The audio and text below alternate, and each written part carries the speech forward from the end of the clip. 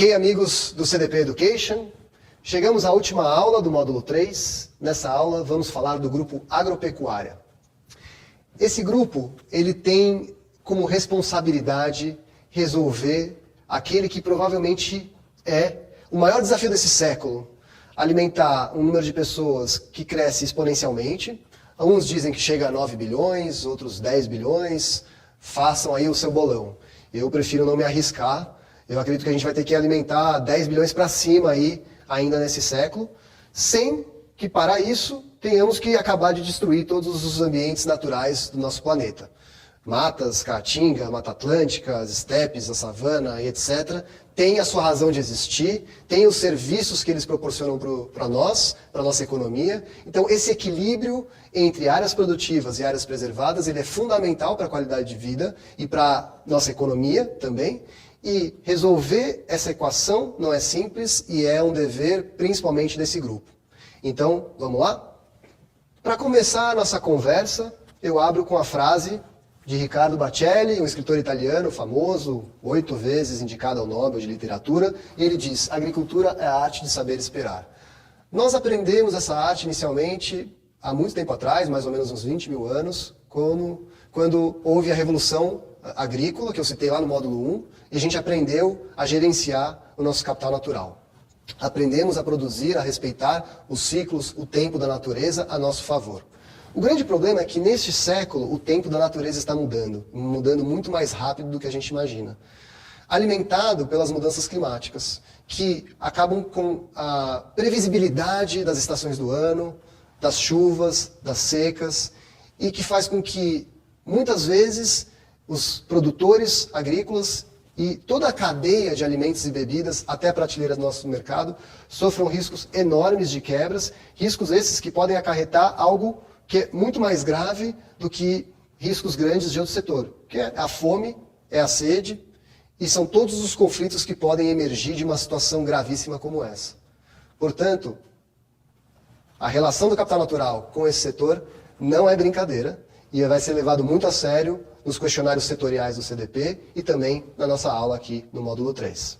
Então, o grupo setorial da agricultura, ele é composto por 3 grandes setores, como vocês podem ver aqui. O primeiro setor é o de commodities agrícolas, que nos questionários vão ser marcados como AC, que são os produtores mesmo, né? De soja, de algodão, de milho, de gado, de café e assim por diante. Segundo, é o setor de alimentos, bebidas e tabacos, são as grandes empresas processadoras. Não necessariamente elas têm a parte produtiva no campo, muitas vezes elas terceirizam isso, mas elas são realmente a grande ponte entre o produtor e a prateleira do mercado, onde nós, consumidores urbanoides, nos alimentamos. E o terceiro setor é o setor florestal, ou o setor de papel e celulose, que tem uma produção bastante específica, uma relação super importante com o capital natural, como a gente vai ver. Então, para vocês se ambientarem mais as características particulares desses setores, a gente trouxe aqui um resumo de cada um deles. Então, vamos começar com o setor de commodities agrícolas. As atividades desse setor, marcadas como AC no questionário, incluem a produção e o processamento de matérias-primas, que serão usadas como ingredientes brutos na fabricação e comercialização de bens de consumo no setor de alimentos, bebidas e tabacos, como eu acabei de dizer. Dado o predomínio da atividade direta com a terra, o setor de AC depende fundamentalmente dos recursos naturais e, portanto, é diretamente afetado pelas mudanças climáticas. Os riscos associados ao setor são o desflorestamento, a degradação florestal e as práticas de gestão agrícola, relacionadas ao uso da terra, uso de fertilizantes, pesticidas, adubos, práticas de irrigação, colheita e manejo do solo, bem como o manejo da pecuária e resíduos animais. Falando agora um pouquinho do segundo setor, o setor de alimentos, bebidas e tabacos, os processadores. As atividades desse setor são bem diversas. Incluem processamento de commodities, fabricação de alimentos industrializados, empacotamento, comercialização e distribuição de bens de consumo. As organizações do setor de alimentos, bebidas e tabaco, ou conhecidas como a sigla FBT nos questionários, geralmente obtêm sua matéria-prima daqueles setor de agrícolas, de commodities agrícolas, ou AC. O setor, portanto, herda risco das atividades agrícolas, como os riscos citados de desmatamento e assim por diante, além de outros riscos como emissões de gás de efeito estufa provenientes do maquinário, instalações de armazenamento e transporte. Por estarem bem mais próximos do mercado consumidor, empresas deste setor têm maior exposição a riscos reputacionais. Então, se tem alguma coisa errada ao longo da cadeia, essa bomba vai explodir no colo dos processadores, muito provavelmente. Principalmente riscos reputacionais. Portanto, para as organizações desse setor, é extremamente importante concentrar-se em toda a cadeia de valor para lidar com os riscos. Para fechar, com relação aos recursos hídricos, a disponibilidade, quantidade e a poluição hídrica devido ao uso de produtos químicos e à gestão de resíduos animais podem ter grande impacto negativo no desenvolvimento deste setor. Além disso, as cadeias de suprimento agrícolas e produtivas são consideradas de alto impacto hídrico. Deu para entender o tamanho do problema? Muito bem. Então agora falando do último setor do grupo, o setor de papel e floresta, cujas atividades incluem a produção e extração de madeira e produtos derivados da madeira. Vale observar que as organizações que produzem e extraem produtos florestais não madeireiros estão incluídas no setor de commodities agrícolas.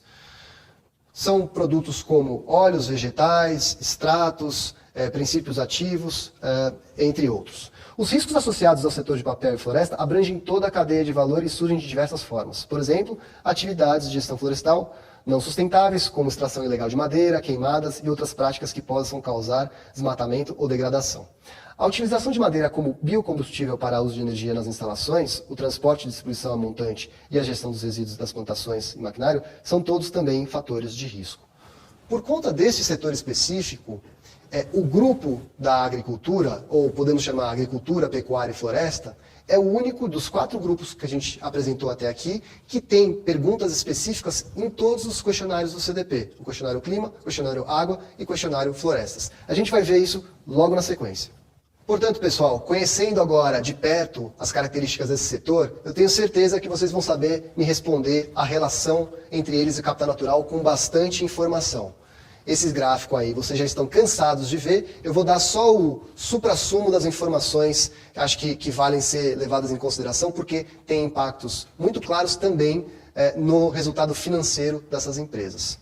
Então, os esforços para melhorar a gestão e o reporte do capital natural nesse setor devem focar em 2 pontos. Primeiro, a redução nas emissões e aumento na remoção de gás de efeito estufa e reduzir a intensidade no uso da água e de novas terras. Ou seja, transformar o setor mais eficiente no uso de capital natural e se apropriar de uma característica que é única desse em relação aos outros, que é a possibilidade de sequestrar, de absorver da atmosfera quantidades muito grandes de carbono, através do processo de fotossíntese. Segundo, aumentar a eficiência na produção e na reciclagem de resíduos. Vale dizer também que hoje, em pleno século XXI, 2018, quase 19, a gente ainda descarta, desperdiça mais de 30% do alimento produzido no mundo.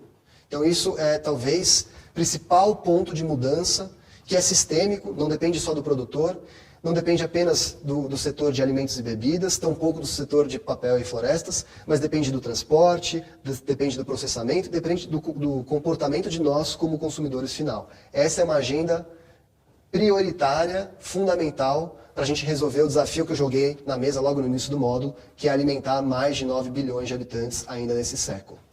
3. Investir na adaptação dos produtos aos impactos relacionados ao clima. Então, nesse caso, é o olhar inverso.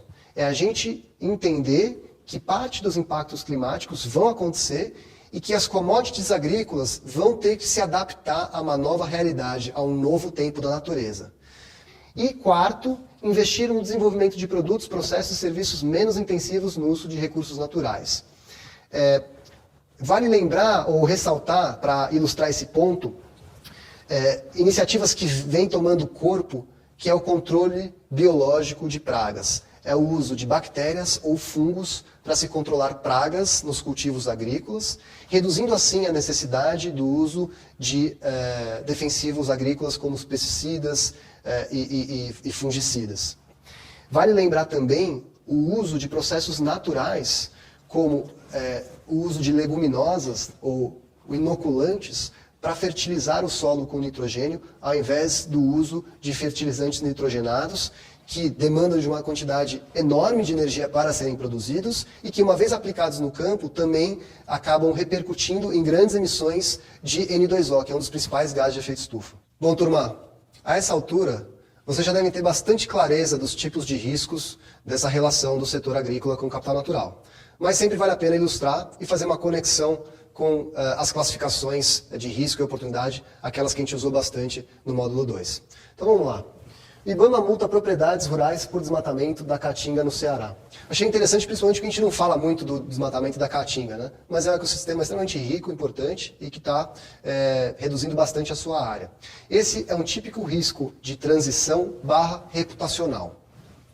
Agronegócio segue com maior emissão de gás de efeito estufa no Brasil. Falei bastante disso também com vocês. Além de ter emissões intrínsecas do próprio agronegócio relacionadas à fermentação entérica, uso de fertilizante nitrogenado, ele tem um envolvimento indireto em outra grande fatia das emissões brasileiras, que é o desmatamento, né? Então, esse também é um risco de transição.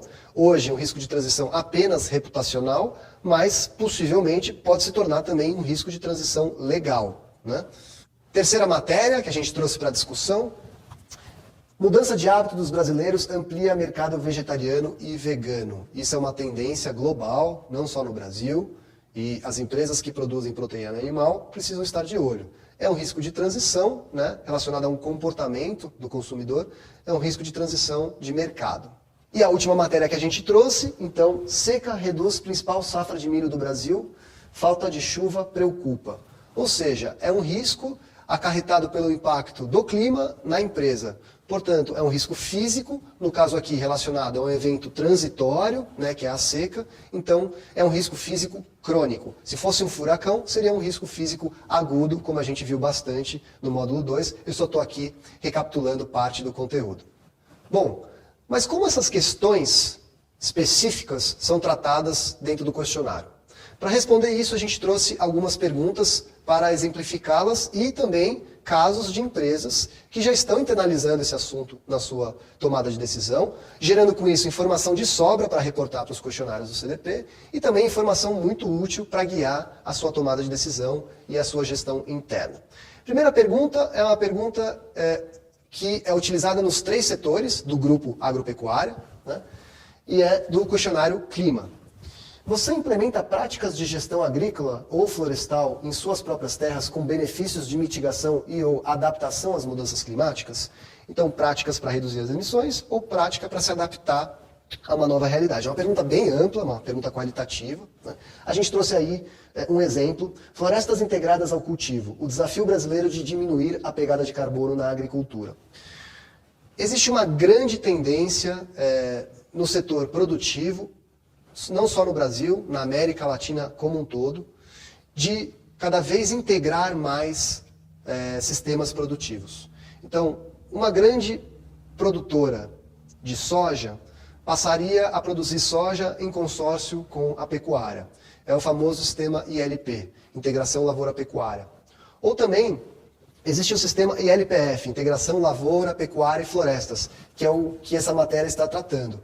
Além de você melhorar o uso dos nutrientes do solo, nessa ciclagem de tipos de uso do solo, você também permite a compensação das emissões atreladas à fermentação entérica no gado ou ao nitrogênio no solo, através do crescimento de florestas e através das raízes e do carbono estocado no solo. É uma prática interessantíssima, faz parte do programa do governo federal Agricultura de Baixo Carbono. Ainda ocupa uma área pequena, o ILPF, no Brasil, mas a tendência é de crescimento acelerado nos próximos anos. Segunda pergunta setorial, do questionário Água, direcionado para o setor de alimentos e bebidas, ela diz o seguinte: quais produtos agrícolas com elevado consumo de água que a sua organização produz ou extrai são mais importantes para os seus negócios em termos de receitas? Selecione 5 no máximo. Então é uma pergunta ampla, qualitativa, mas é interessante porque ela vai linkando com outras perguntas no questionário. Por exemplo, logo na sequência, ela tem uma outra pergunta no mesmo questionário para o mesmo setor, que é: você coleta ou calcula a intensidade hídrica para cada um desses produtos?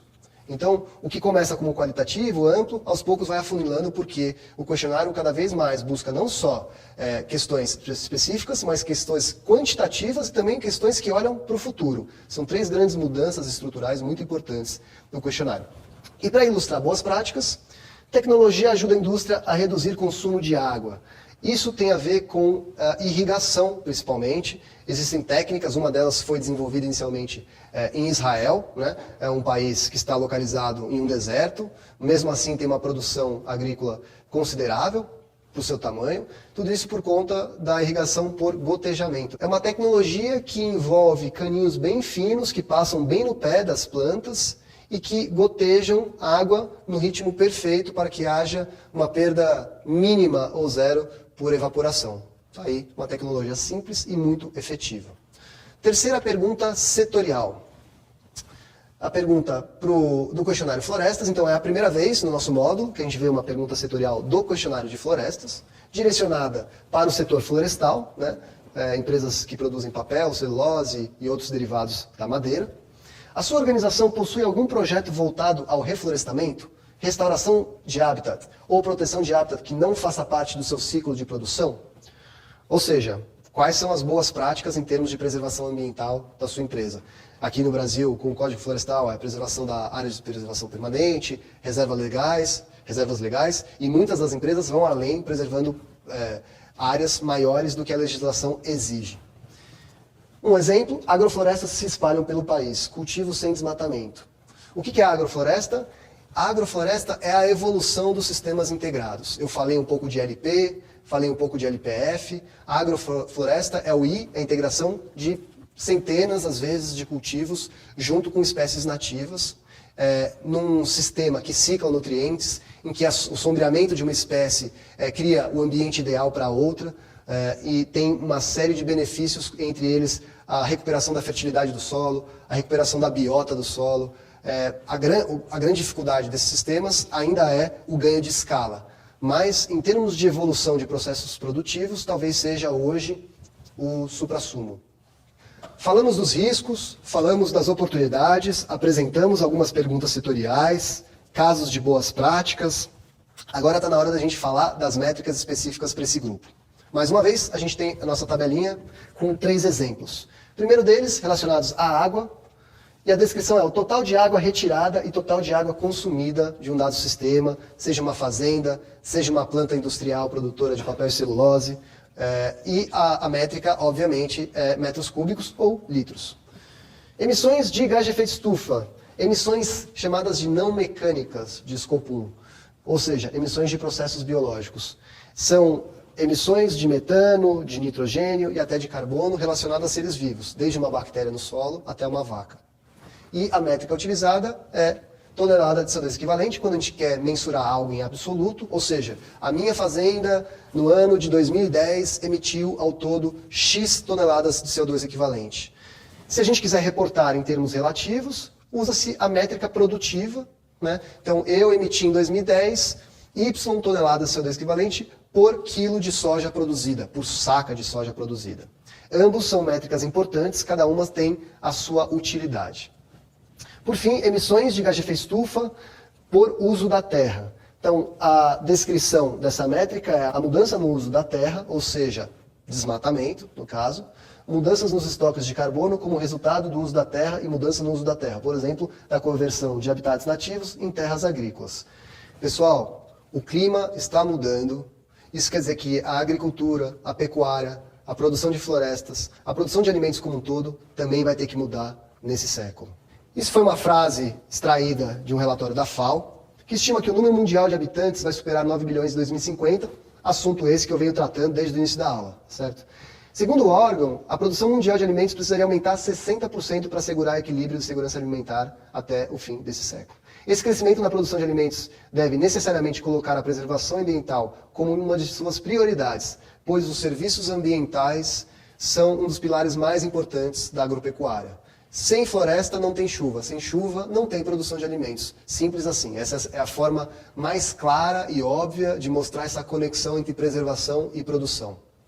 Pessoal, as empresas que não estiverem efetivamente contribuindo para uma produção de alimentos e fibras mais limpa, mais eficiente e sustentável, com certeza sofrerão limitações e estarão fora do jogo muito em breve. Fique com isso na cabeça e leve para a sua próxima reunião de pauta ou para aquela oportunidade em que você encontra o CEO no elevador. É isso, gente. O módulo 3 fica por aqui. A gente vai se encontrar mais na plataforma. Ficou com dúvida? Pode rever todas as aulas. Tem a apostila, tem o chat. Foi um prazer mais uma vez estar com vocês e a gente se vê por aí. Muito obrigado pela atenção e até a próxima.